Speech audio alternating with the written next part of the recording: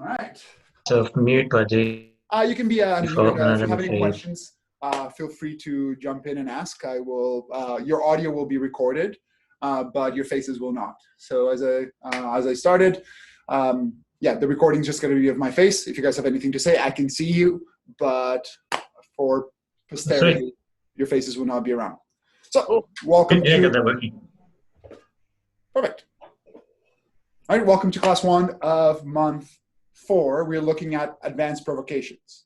So before we begin, what are provocations? Oh, we'll get to this a little in a second. I'll just start with a question. What are provocations? Just to have that kind of give it a focus to the class. So when I ask you guys what is a provocation in terms of sword fighting, what is a provocation? Inviting a reaction from your opponent by your action. Okay. So what qualities to that reaction do you want to have? Predictable? Predict what we're going to do. Predictability. It's eliciting a predictable response from your opponent. So there's broadly categorized, the provocations come in 3. There is provoking your opponent to attack you, provoking your opponent to defend, or provoking your opponent to respond to stringere. So in a lot of the feint, which is what we're covering today, it's ultimately about eliciting a defense from your opponent, ideally. They could respond with a counterattack, but typically we're expecting a sort of defense. Now, big caveat to the whole thing. You need an opponent to practice this with. It's a lot of the mechanics you can't really do without the opponent having the timing component of it. So what we're going to focus on is how to move your body in a way that facilitates provocations for later on when you actually have a partner to practice with. All right. So weapons at your side. Let's get started. All right.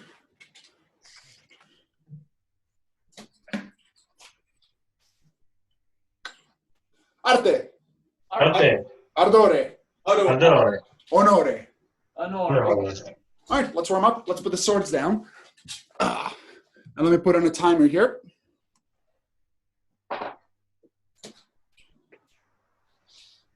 All right, so we're going to start with an exercise. I'll show you the basic of the exercise, and there's going to be variations on how this is done.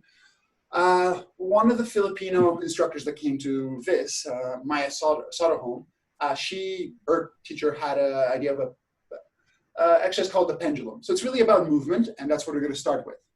So I want you guys to just start shifting your weight from side to side, and we're just warming ourselves up. I'm going to be back here so that you can possibly see more of my feet, but eventually I'm just going to move. So right now we're just warming up our legs. We're making sure that we're just getting comfortable transferring the weight to one side of the body, transfer to the other. You can bend your knees a little bit more. You can even widen your stance. And as you widen your stance, if you make sure not to poke your butt back, you want to try to keep your shoulders over your hips and just go straight down. Try to keep the alignment of shoulders over hips as you move from side to side. So as we do this, let's pick a face and let's face towards your right so that your right foot is forward. As you start transferring, I want you to focus on transferring, driving the transfer of the weight through your front foot. So I can push from the ball of my foot and drive my weight back. I'm going to keep on facing towards my right. I'm going to a reverse weighted posture. And then I can do the same thing by turning my foot. It's almost like squishing a bug and taking my knee forward. I can drive myself back to the front. So I'm driving backwards and forwards, and I'm driving this entire motion from my front leg for now. It's an isolating exercise of just making sure that we have that ability to call upon that motion and how it feels different when we switch to the back leg. So from here, if I have my weight on the front leg, I can pull my knee back and drive my weight to my back leg. And when I want to go forward, I push from the ball of the foot and drive my weight to the front leg. So I wind, unwind, wind, unwind. And it's getting comfortable having either one of these drive the motion. Typically for stability, you will not do both. You don't really want to have both feet rotating at the same time. It creates an unstable grip. Switch to the other facing, same idea. Start driving it from the back leg, drive forward, drive back. and you're just getting comfortable pushing the weight forward, pulling the weight back. One thing that I'm watching out here as I do this, my knee never goes past my toes. I don't want to hyperextend my leg. This eventually at speed becomes a dangerous action. So I train myself to stop my knee somewhere halfway in my foot. Same with the back leg. I have my knee in the same alignment as my feet, and it doesn't really shoot past my heels. So switch to now transferring, driving this action from the front leg, and just getting comfortable with that action. All right, check out your legs. Let's add a little bit of motion. So the idea of the pendulum, it really can be done, again, with a partner. Solo exercise is going to be mostly a weight transferring activity. What I'm going to start with is, I'm going to start with my weight on the back leg. So I'm going to transfer my weight forward. So it's essentially a step in 4 parts. Gather my feet, extend, transfer. So transfer, gather, extend, transfer. And I'm going to be pendulating, swinging from side to side. And really think about it as moving like a pendulum. My weight is entirely in the back. My weight is in the middle. My weight stays in the middle. I reach forward. I transfer. And I'm doing this with a mezza volta. If you were to have a weapon, a single-handed weapon, I'm holding it in my right hand.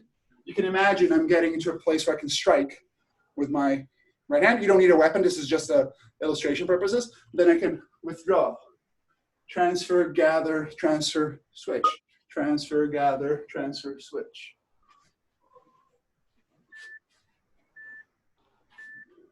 All right, switch directions. Your left leg is going to be forward. No, wait, that wasn't your left leg forward. Have your right leg forward. So, same idea here. I'm starting with my weight on my left leg. Transfer, gather, extend, transfer. Transfer, gather, transfer.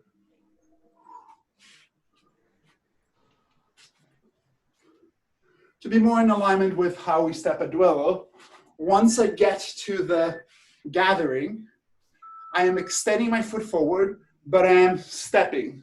In this, the step happens ever so slightly before the weight transfer. Just for a disclosure, Maya's exercise is slightly different than this, but it fits well with the idea of controlling motion throughout the entire part of your step. At any point you can stop, at any point you can withdraw. So, still keeping your right leg forward, let's change how we step. I'm gonna gather, and instead of continuing to pass, I'm gonna switch which weight my foot is on, and I'm gonna step with a foot that was originally forward. So I'm gathering and shifting back. So the mechanic is the same. Right now my right leg is forward. I'm getting to this middle space. At this point I choose to step with the other foot. And I gather back and forward.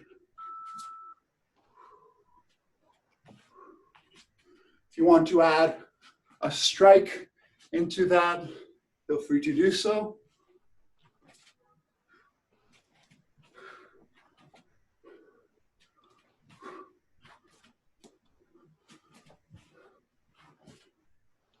And switch, left leg forward now. Same idea. Gather, transfer, step. Gather, transfer, step.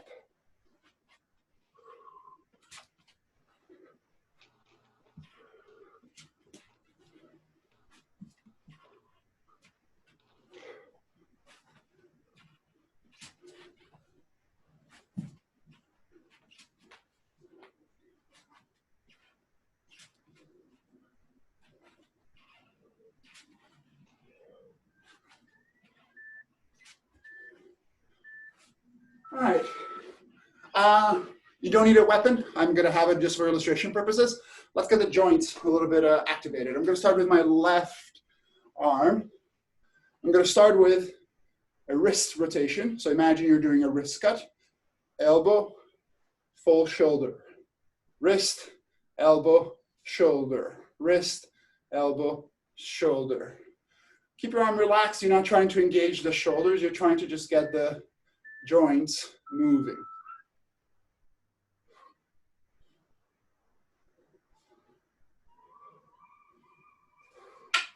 If I do it in front of you, you can see how I'm staying fairly profile.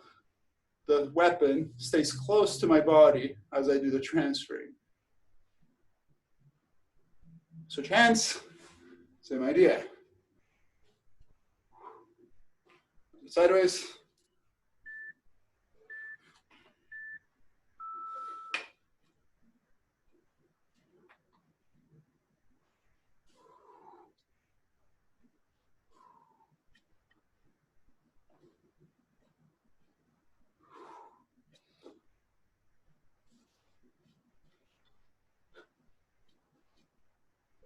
All right, switch hands, rising.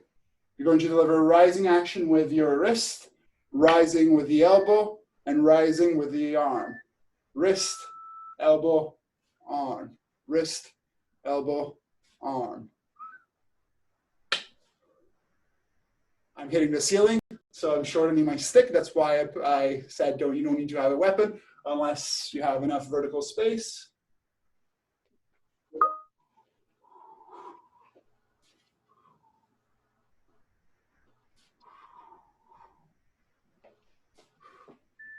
Switch hands.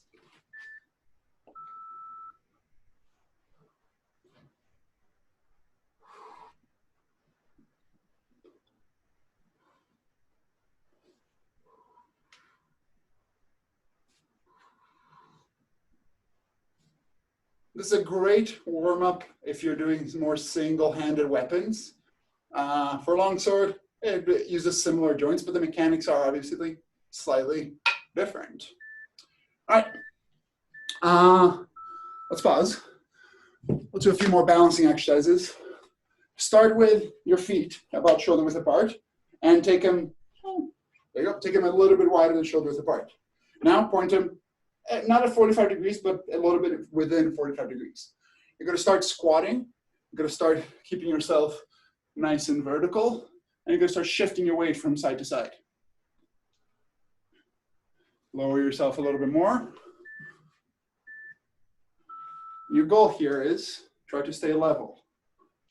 Now extend your stance a little bit more, and you're going from side to side. If you want, you can engage your hands in a sort of martial-y sort of thing. You can think about posta frontale, posta longa, porta de ferro, whatever you want to do. If you want to transfer to positions, you can do so too. Now, transfer to the right leg. Take your front foot, point forward, and you're going to have your weight on your kind of somewhere middle. You're going to be in a nice martial-y sort of position. You're going to extend your hands out. You're going to start leaning forward, very rapier-like. From here, extend your foot, your arm behind you. Now, with your right leg, it's not a right leg, right arm, you're going to put your right elbow against your right knee, and you're going to push the knee out. You're going to extend your arm above you, then you're going to continue pushing it forward. So the goal here is you're pushing your knee and your elbow against each other so that your hips are opening. It's a nice, good position. Take a deep breath, make sure that your core is engaged, and extend both hands forward. Keep on breathing as you do this. I'm just gonna hold it for 5 more seconds.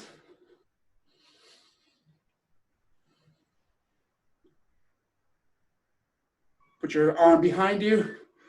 Going back to the lunge position. Transfer your weight to the middle. Take your left leg, point it towards your left. Start again with the center weight. Start extending your arms out. Then left elbow against left knee. Arm goes up. You're pushing your knee out and you're pushing your elbow in, kind of creating a little bit of a bind there. Extend your right arm over your right ear so that they're both in alignment, creating a line from your pinky all the way down to the ground. Take a deep breath and extend both hands forward.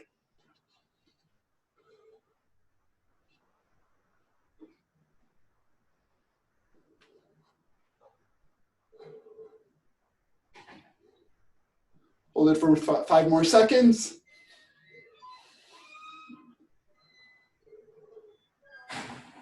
And And slowly bring the right arm back, lift up your chest, transfer back to the middle, bring your legs together. All right. So let's grab a longsword.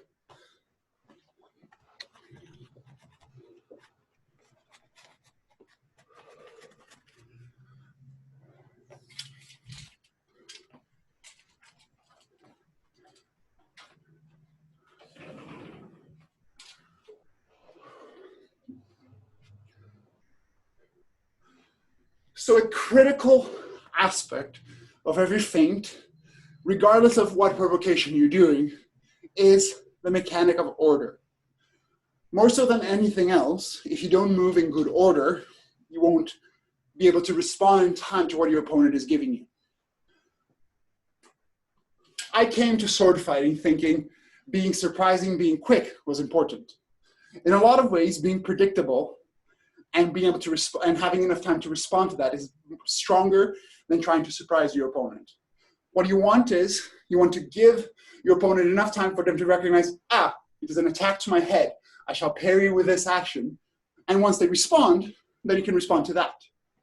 So if you're too fast, if you're trying to jump the gun too much, if you're not moving in good order and projecting your action enough, your feints, your provocations will not work because your opponent may not be recognizing that. As you get more experience, the provocations get smaller. Whereas at one point, I might have need to do a very big attack for my opponent to respond. A more experienced practitioner might respond to a very small impetus and go, okay, I'm going to be conservative with my parry, and so on and so forth. So let's do some order stuff. So what I'm going to do, we're going to go back to the pendulum. I'm going to start in posta di donna. I'm going to do it the other way so that I don't hit my furniture. Posta di donna, rear weighted. I'm going to start transferring the weight forward, projecting the weapon in front of me. I project it out, out, out, out, out, out, out. The feet come together. I haven't delivered a strike yet. I can now choose where I want to go. I'm going to continue forward and deliver my strike.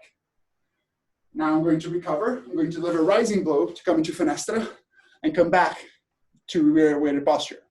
From here, I can deliver my fendente and the reverso sotano. I'm delivering a strike forward, strike back, strike forward, strike back. To really challenge yourself, try to go slow throughout the entire action. Feel stability throughout this entire action. I deliver my rising cover and my fendente coming down. Rising cover, my fendente coming down. And keep on doing this. I'm going to watch you guys for a moment.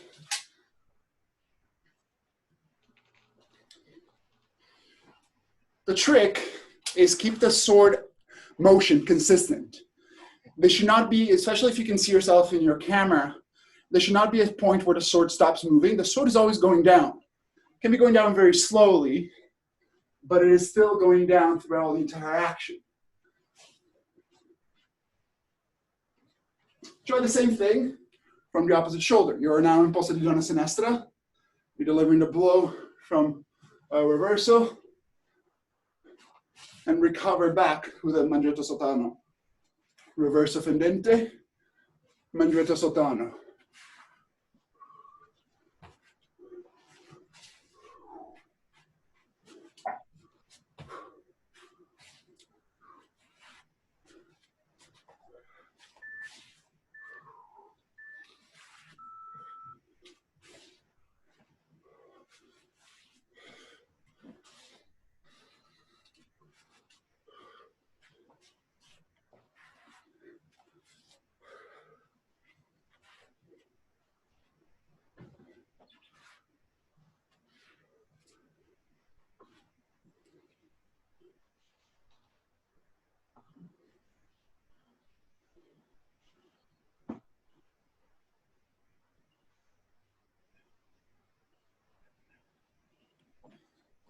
As you do the action, I want everyone to bring attention to your hands and to how your hands are projecting forward.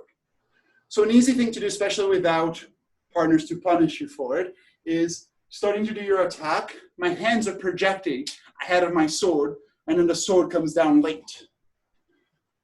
What I want to focus on is this part of the sword is actually what's leading the action. Inevitably, my hand has to go first because it is in front of my body, but I try to get that cross guard in front of my hand as soon as I can. There you go, you can see it better now. As I am projecting forward and then deliver the strike. There I'm ending with the sword about my waist height while extended in posta longa. So as I'm delivering my blow, project, project, project, my forte is already in front of my hand before I'm even past my front leg. It leads the action, leads the action, leads the action, and continues through. Then I can deliver the rising blow back. Project, project, project, project, project. So already defending my hands, continue through. So focus on that. You can do it on either side. And how we can change the footwork here to make it a little bit more interesting is I'm going to pass forward with my right foot. I'm going to gather back and step back with my left. So now I'm with the sword on the left shoulder. So I'm delivering a reversal with a pass of the left foot, gather with the left, pass, gather, step back with the right. So pass right,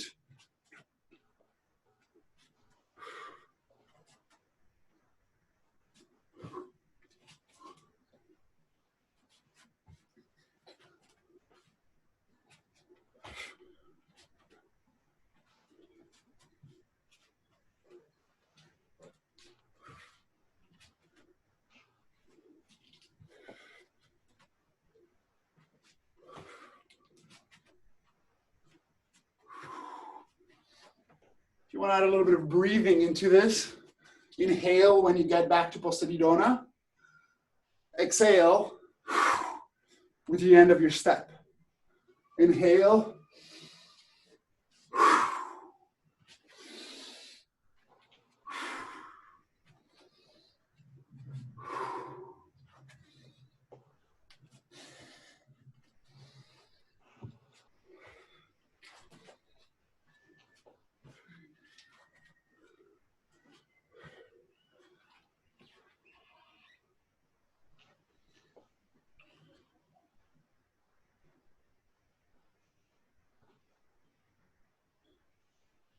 On the recovery, I want everyone to also focus on the hands don't come up, the point comes up.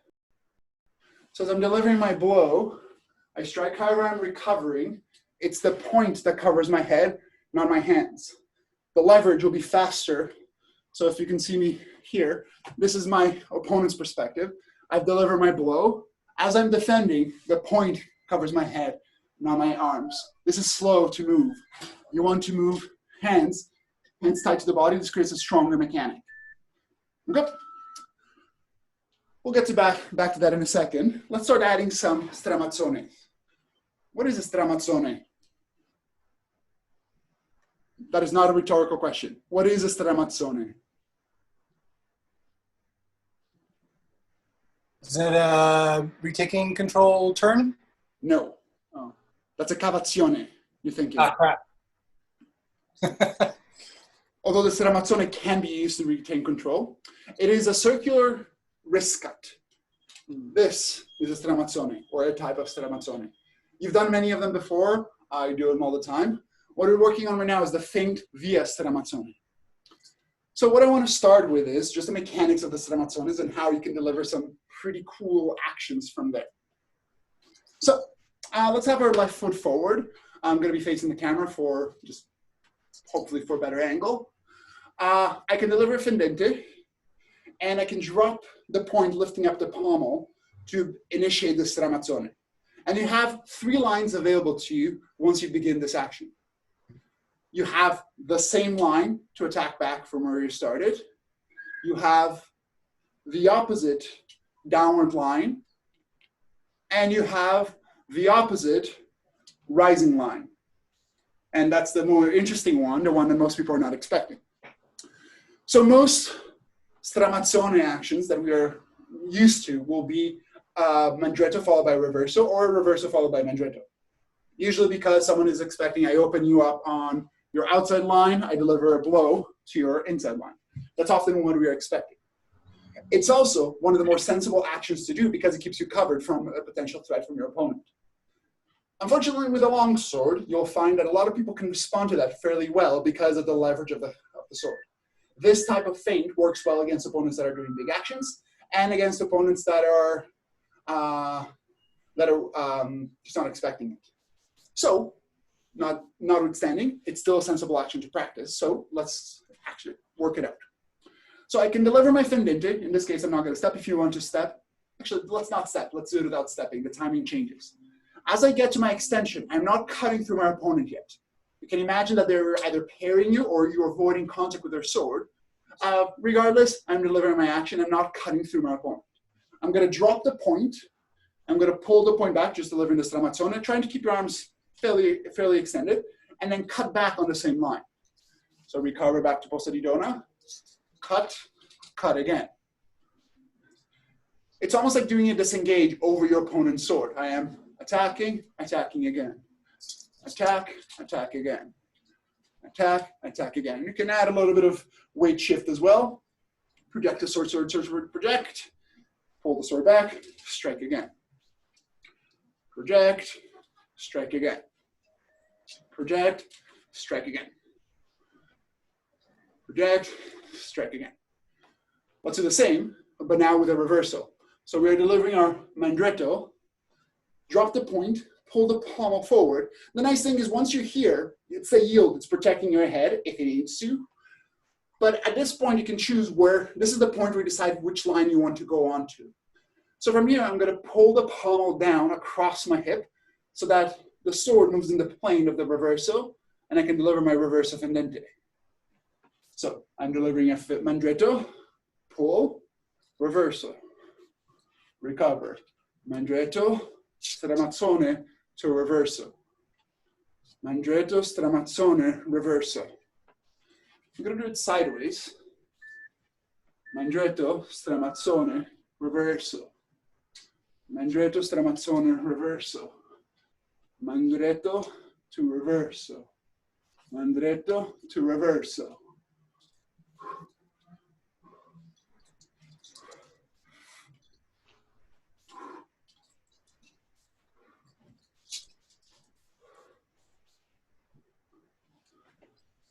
Do it a few more times. I'm just watching you guys.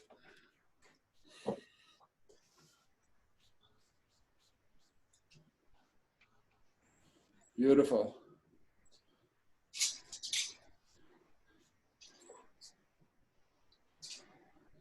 Nice. Beautiful. Let's do the one that's the more intriguing one. And I'll talk about the tactical advantages and disadvantages about them in a second. So the way it's going to work is my fendente happens. I begin my yield. Once the yield is here, what I'm going to do is I'm going to deliver, it's going to feel a lot like a mezzano, like a reverso mezzano. It's actually a sottano, but it's going to feel like a reverso mezzano. I'm going to push the pommel forward. Oop, I'm going to hit the ceiling, and I'm going to deliver a rising blow from there. The camera may not do it justice. I'm going to actually squat a little bit so that you guys can see me a little bit better. I'm delivering the fendente and deliver a reverso mezzano from there. I'll do it from the side. I'm delivering a fendente. And I strike a rising blow. So you think, if you look at it in terms of planes of motion, the planes of motion are discs. If I do the mandretto reverso, I'm doing the mandretto here. Once I begin the stramazzone, I'm placing my sword in the reverso plane, and I can move into that reverso plane. When I deliver my fendente and fall into the reverse sottano, I'm getting to, my yield begins, and this is again, I can control the motion of the sword by deciding where I want to push the pommel. So instead of pushing the pommel forward, I'm going to push it downward so that blade goes over my head, and I can deliver that reverso sottano. Do it a few times. If you have any questions, let me know. I'll try to give feedback as yeah, that's it, John. Could you do a couple more from your left side profile? So facing your right? Yeah, thanks.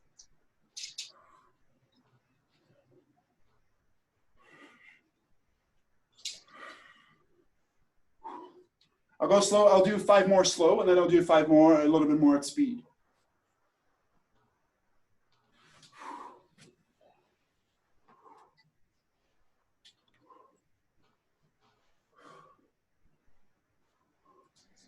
Now I'll go a little bit faster.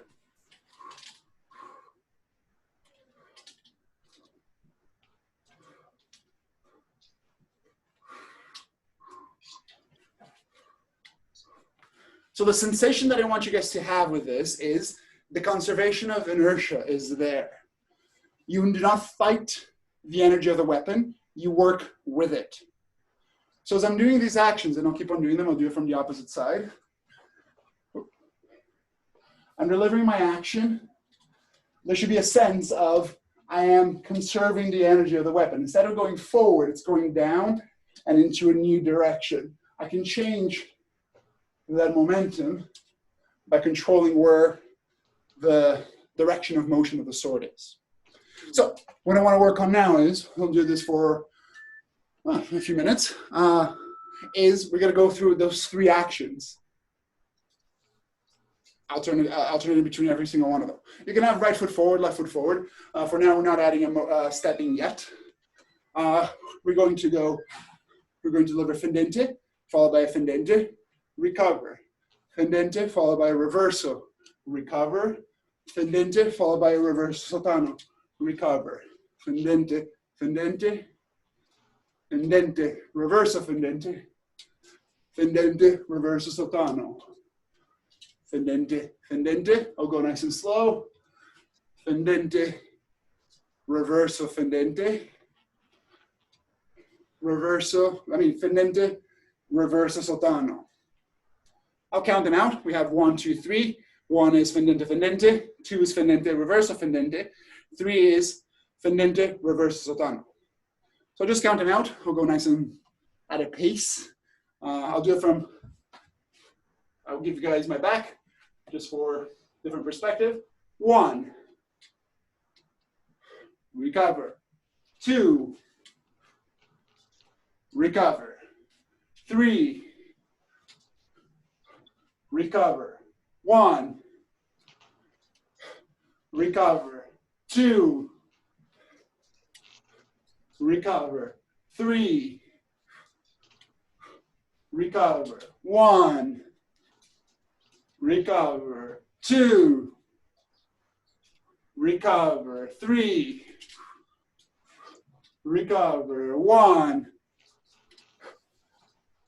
2, 3, 1, 2, 3, 1, 2, 3, 1, 2, 3. At your own pace, I want you to scale up to the speed you feel you can comfortably go without breaking anything, yourselves included. I want you to get the sensation. I'll do them at speed. I want you to get the sensation of I'm delivering my action. Ooh, I couldn't even see the sword there. But the sword didn't need to slow down, and I'm not fighting it. If you feel that you're resisting the motion of the sword, the stramazzone is not really working. So ultimately, it starts with the cut is coming here. You continue that motion by dropping the point, and then you decide at this stage where you want to go next. So try that out at a comfortable speed that you can go at, just to get the sensation of inertia of the sword. I'm delivering my motion, and I should feel that I can conserve the motion of the sword, or conserve the momentum specifically.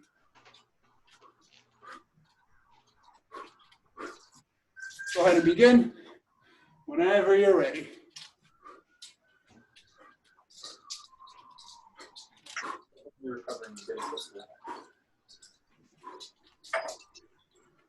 Keep on going. I'll keep on moving as well. If you need to see anything, I'm going to be cycling through the 3 actions.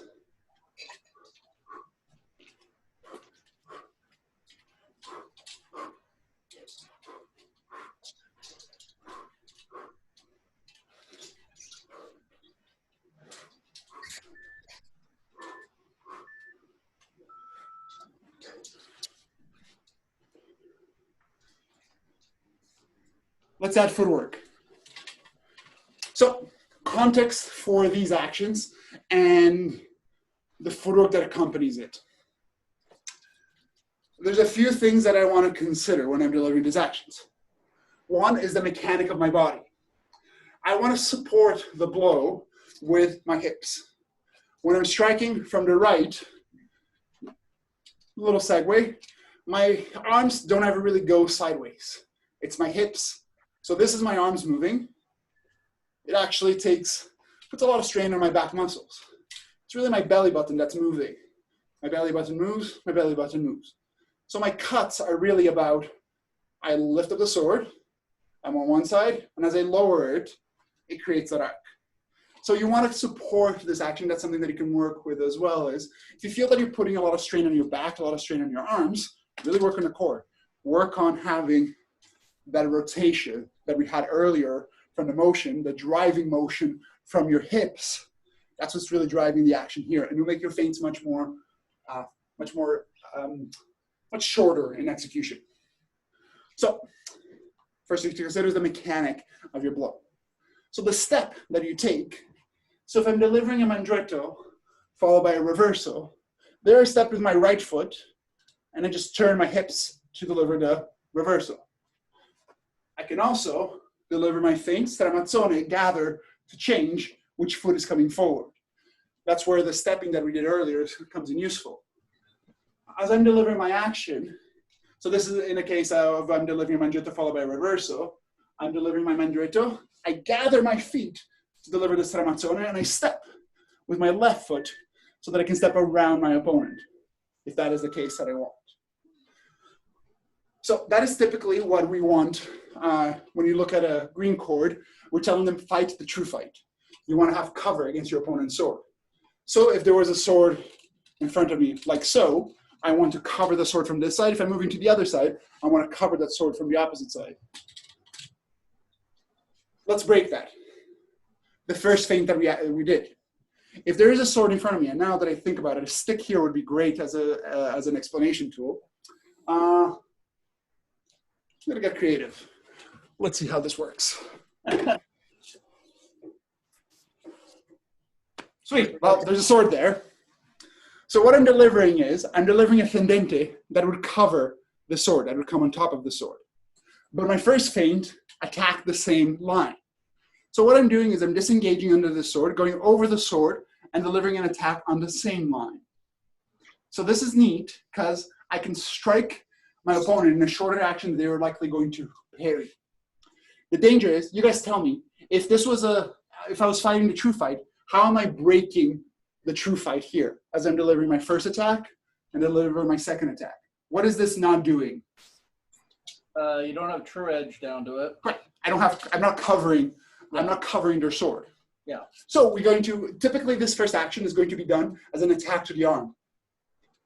So instead of delivering an attack fully for the body, I'm aiming my second action to my opponent's arms. It's a shorter tempo, it's proportionally easier to get to, and it's going to cover me in a different way. Instead of attacking their sword, I attack their ability to use the sword. So my first attack, or my second attack, aims for their sword. So to accommodate for that, my step, I can step in a few ways. I can start stepping forward. I can choose to step, once I get to the gather position or slightly forward from the step, I can step with my left foot to my left side. So how it looks like is, I'm delivering my attack, I stramazzone, and I step away from them, striking into their hands. So the action, I'll try to create a little bit more space. I'm still going to try to face the camera for the first few actions. I'm delivering my feint here and strike into their hands. The fendente doesn't have to be super diagonal. It can be straight down as well. Because you're moving away from them, you can aim straight down for their hands. So the action that we're going to practice now, we're going to do about 10, 15 reps of it, is strike, feint, hands. Recover. Feint, strike the hands.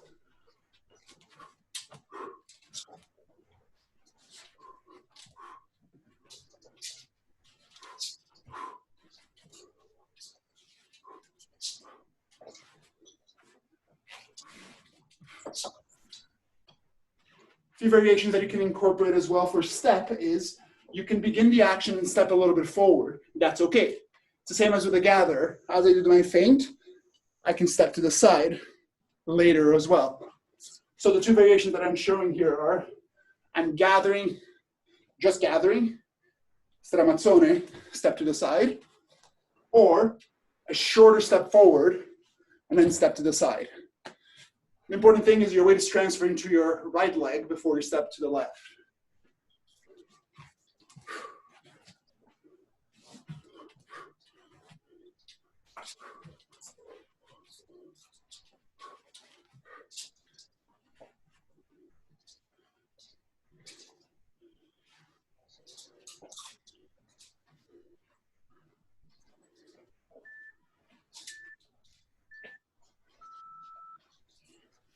In fact, with the same footwork, let's do the other actions.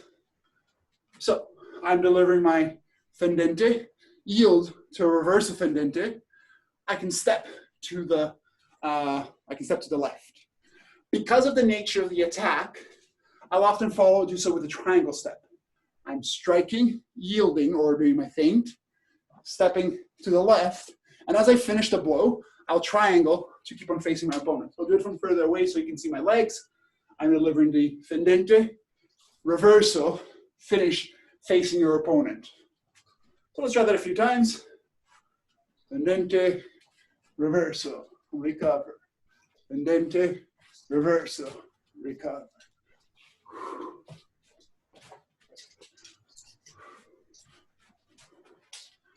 I'm going a few more times.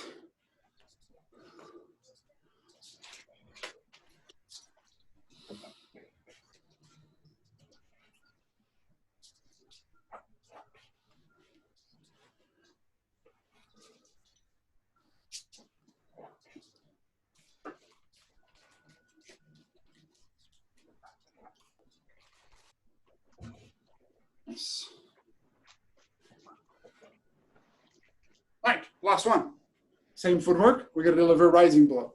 So I'm delivering my fendente, begin the yield, and I'm striking into my opponent's hands. The nice thing about this rising blow is it's super hard to parry, it's hard to perceive. You're not expecting it. If you're not aware that your opponent is going to do that type of attack, it gets difficult to defend against. What's the disadvantage of that attack? So if you guys position yourself in a fight, visualize yourselves, what are you not doing with this rising blow?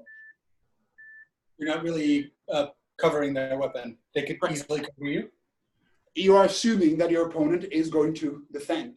That specifically they're going to be parrying this or trying to do a parry and not attack you back. So you need to know a little bit about your opponent before you deliver this type of action. You need to know that either you get him jumpy, get him to defend against a bunch of attacks. Deliver mandretto followed by reverso, mandretto followed by reverso. They're ready to defend to the left, to the right, to the left, to the right. As they come for the parry, that accesses their hand really, really well. I'm delivering my fendente here, and I rise underneath straight into their hands. It's a very powerful, potent blow. In terms of kindness for your partner, make sure that they're wearing gloves. In terms of martiality, it's a great attack to the hands. And that is a deceptively easy line to access once you're moving at speed and your opponent is very defensive oriented. So let's try it a few times with step footwork. I'm delivering my mandretto, begin the stramazzone, and change into a rising blow. Recover. Mandretto, reverse sotano, recover.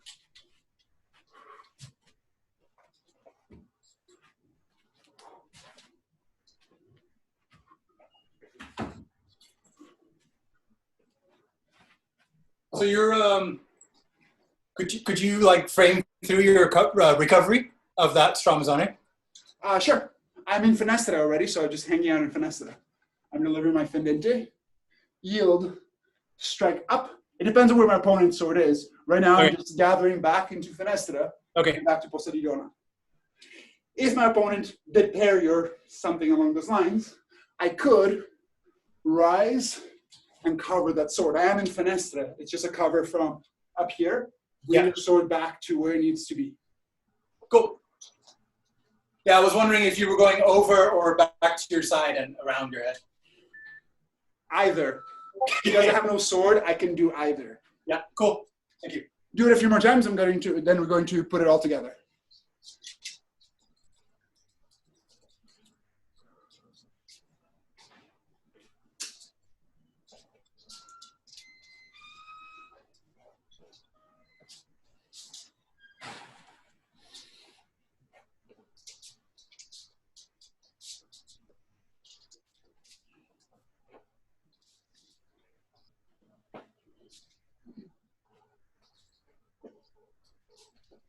Beautiful. One last condition to this whole thing.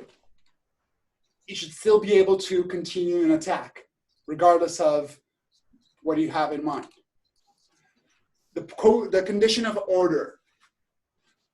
I'm delivering my attack forward. If my opponent didn't do anything at this stage, I should still be able to deliver my fendente. Once you start practicing this with people, with a partner, with an opponent, the easiest thing to do is go, I'm going to feint, and then do an action. And you do an action, and may or may not work depending on your opponent. That's great, but you're not following the input that your opponent is giving you. This is why it's important. The mechanic, really think about this as it's a mechanic that we're practicing, not a strategy yet, because you do need an opponent to respond to this. So once you go back, keep on practicing this as a way to make sure that your body's able to do this, but never go, I'm going to deliver a feint now because, well, what if your opponent doesn't fall for it? Many times we'll be in a fight and we'll do this beautiful twirly thing and your opponent does not move at all. Then either they get hit and you're like, well, that was useless, or they just wait, and then they defend. If they don't fall for it, there's nothing really to work against, right? So for the next 2 minutes, let's cycle through the 3.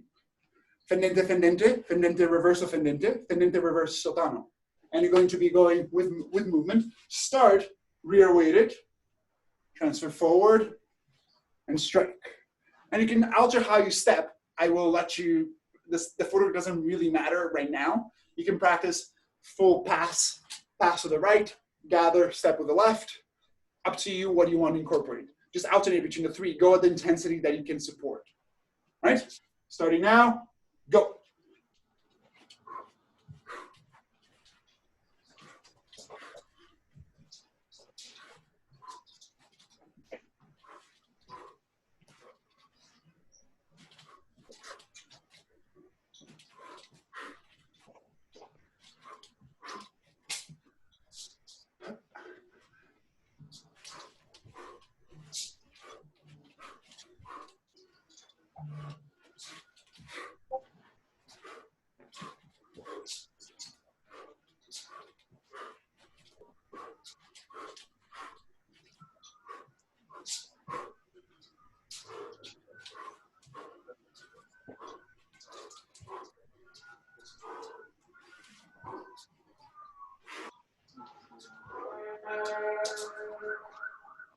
Thirty more seconds.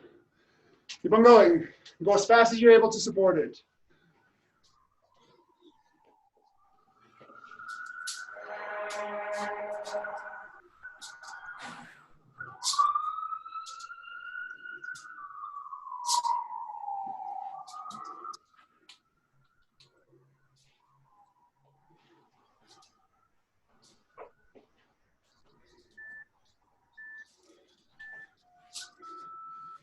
And time. Okay. I'm going to give you this as homework, but we're going to do this for the next little bit. Let's do the same thing from the reverso action. Mechanics are going to be different. You can do it with stepping or without. The mechanic of the stramazzone is a little bit different. I'm crossing my hands, coming back on the same line. I am crossing my hands, uncrossing my hands, or I cross and uncross. So let's try this out at a speed that you're able to do, alternating between each one of them. And I'll leave this as homework for you guys to figure it out. But let's do it for a minute, going from reverso, reverso, reverso, mandritto, reverso, mandritto, sotano. I'll do it slowly towards the camera if you want to follow along with me.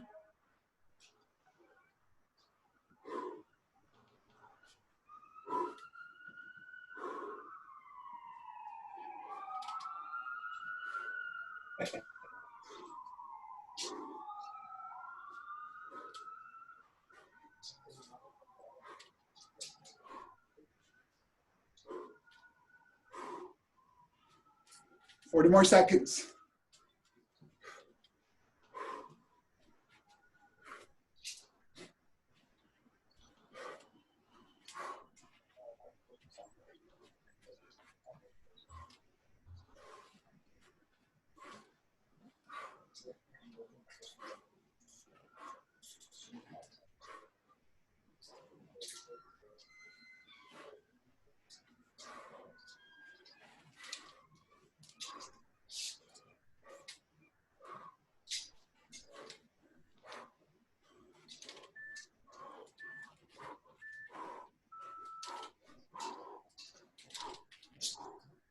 Ten more seconds.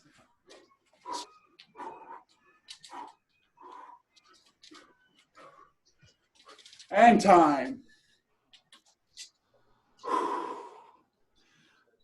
So probably I want to give you guys a little bit of homework just to give you some more stuff to practice. What I want to do for the last few minutes is answer any questions that you guys might have. And if you want to review any of the material that you saw, or you have any questions about the curriculum or things that you can practice yourself, now would be the time to do it. Homework, do the stramazzone from the reversal line. Make sure that it works.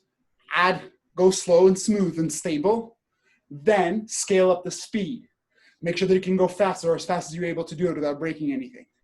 If you're finding mechanically that it's a little bit weird, if you're finding that you have to fight the energy of the weapon, you can always shoot me a message. I'm on Discord every day since it's on my computer. I can answer any questions that you might have there. We can always set up a video if you need to go. If you want to show me something, I will happily do that. That is the homework. Trying it from the reversal side and trying it with different footwork. So even on the mandritto side, you can step right, left, right all the way through, and you can vary how you do that. Rip. That is a homework. The Sotano reverso, it's still true edge, right? Yes. Can you, because it felt like I was turning it into false edge. Is that? Sure, as long as it's supported. So the difference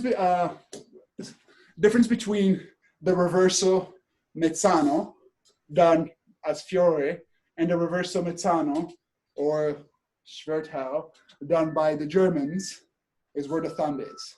Maybe that's so my heel is supporting the sword in the same way. Right now I have my thumb there. Right now my thumb is away, but the heel is in the same position. So when I have my thumb on the flat, my true edge is that way. So I can deliver my first attack with a true edge. When I turn, my true edge stays forward. It's fine. It's about supporting it mechanically. So when I do it our way, there's a little bit of a grip change to support that. Perfectly fine. Both are correct, provided the heel of your hand is what's supporting the sword. I'm elevating the sword by pushing it up. Thumb or no thumb, up to you. So, long way around this is, as I deliver the Sotano here, there I did it with a true edge. I can do it with a false edge, and I can have my thumb there or not. Whatever you find supports the sword better. Cool. I think I was flipping my thumb out, and then I was like, wait, when did I switch to my false edge? So. I eventually stopped carrying a mobile grip, and I just hold the sword as it needs to be held. You've seen Si Hong fight. He holds the sword flat in front of him. The true edge becomes the flat. Then you can change which way he wants to hold the sword. There's nothing wrong with that. It's just understanding what you're giving up with it and what you're gaining by playing with a grip straight. So perfectly welcome to do it. Provided your sword is not flying out of your hands, your action will be correct. Cool, thank you. Cool. Any other questions? Yeah. Huh? I was finding with the Sotano that I had to make different footwork, or the easiest footwork was where I was getting my head out of the way of the sword. Would you say that the most efficient footwork is sort of moving yourself around the sword so that the sword can continue with? moving your body slower than moving the sword. By principle, that's just going to be part of the idea. Is if you have to move your body, it's going to be slower. Your sword will move faster. How I can move my body out of the way is by turning. So once I am creating, let's say the reverso followed by a soltano, I am actually squatting as I do this to create space for my sword. But I am doing both actions together. I am considering the both. I'm not going sword is static and then I maneuver out of the way. I am considering the action based on my target, right? So my hand is going to be somewhere around yay high as I deliver my action. I'm kind of getting to the fenestra. I either need to have my hands higher so that I won't chop my head, or I need to move my body out of the way. So long story short is, it depends. I do a little bit of both. I move the sword. The sword is moving in such a way that it won't hit my head. I've gotten comfortable getting it pretty close. I had an interesting issue with a bigger mask. The mask was a little bit out of my head, and I would actually keep on hitting it all the time because I couldn't just move my sword this close without hitting myself. I was hitting the mask. Here's an exercise you can practice that is super interesting. Grab your sword, move it close to your head, and don't hit yourself with the kions. Don't do this at speed. I'm basically getting comfortable, understanding where my face is, so that I can move my sword without hitting it. And I'm getting it close enough so that I am just going, okay, how close can I get my sword to my face? Do I know I don't know where the ceiling is because I just hit it, but I can move my sword close enough to my body that I know where my face is. And you have to do that with a sharp, right? Yeah, exactly. Pick up, if you have a knife, grab a kitchen knife or something, like sharper is better, and then just put it really close to your, okay. So, any other questions? Okay, the cheer is about to start here. They're starting earlier and early every day. So hopefully you guys can join the 7 o'clock cheer. Otherwise, I'll see you guys next week. If you guys have any questions, once again, go ahead and ask me. Let's salute out.